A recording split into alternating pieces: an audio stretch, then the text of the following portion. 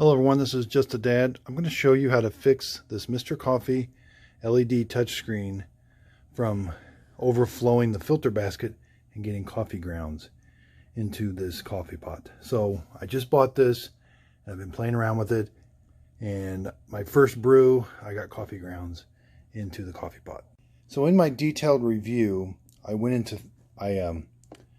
show you that I had coffee grounds that overflowed this filter basket, and it was a mess.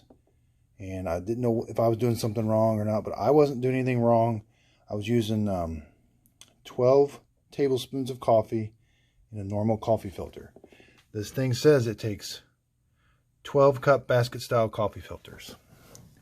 So this is your standard coffee filter, 8 to 12 cup coffee filters. But what I found is, so these Bunn coffee filters are taller. So here you've got the standard coffee filter that should work. You know, the manufacturer doesn't specify to use Bunn coffee filters. This is just something I'm trying to help folks with. So the Bunn is taller. It's same material. It's Bunn 8 to 12 cup coffee filters. Bunn makes specific coffee filters for their coffee makers. So with it being taller, the water can rise up higher before the coffee grounds start overflowing and going into your coffee pot. But there was, on this one, there was some other things I had to do. Now some people may not want to do this, and again, I may just have a bad coffee maker.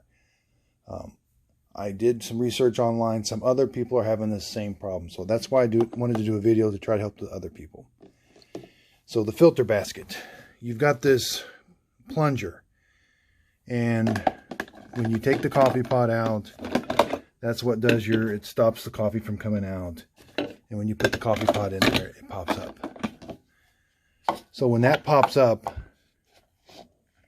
coffee should flow out of there. One of two things is happening. So either the coffee is not draining out of the filter basket fast enough, but it also could be a brewing issue. So you could have water coming out of your brew head just too fast. And that would be internal to the coffee maker. I'm not sure how to fix that. But I did find a fix that I was able to do. I have another video where I explain, I take this plunger all apart. It's really easy to take apart. You just take that plastic disc, just pulls off. And then it's got two parts with a spring that come off the bottom. But inside that plunger, I found some manufacturing defects that was not letting enough water out of the filter basket. So I'm just going to show you real quick. Please check out my other video. I go into great detail of how to fix this and everything. But you just pull that piece off.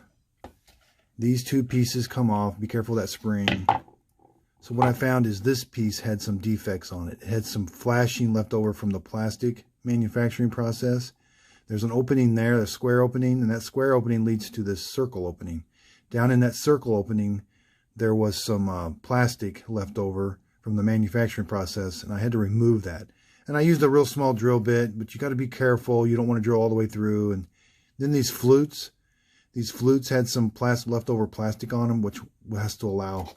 So basically, water is going to flow through the center portion and around it to let when the plunger's up, you're going to get water coming around those flutes. So that's just a quick and simple explanation of this. Again, I got another video that I go into great detail on this, but I did have to do this to mine. So I think you have to do two things. You have to do this and use the Bunn coffee filter. I've got the filter basket back together. This is a standard coffee filter. And one thing I've noticed is this filter basket is taller than other Mr. Coffees. So, when I did a brew, the water came up really high, and I had coffee grounds in my coffee big time. So this is the standard coffee filter. Now I want to show you the Bunn. Bunn fits in there just perfect, and it's so much taller. And I'm going to continue this video, and I'm actually going to do a brew with this filter in and show you how well it did with the extra length. But unfortunately, with this coffee maker, I did have to work on that plunger a little bit. So I'm going to continue the video with a brew. Okay, so I measured out exactly the same amount of coffee. We're going to put it in. We're going to do the full 1 tablespoon per cup. We're going to do 12 cups. So this is 12 tablespoons. Okay, so I started the brew process. I've got the Bunn filter in there. We're going to give that a try. Okay, so the touch display Mr. Coffee is almost to the 4 cup.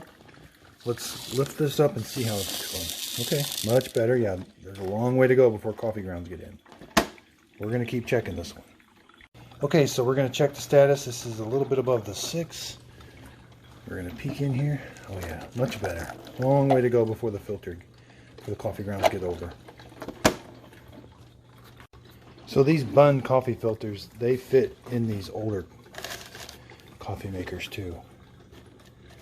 I mean, it sticks a little bit above, but the brew head goes on.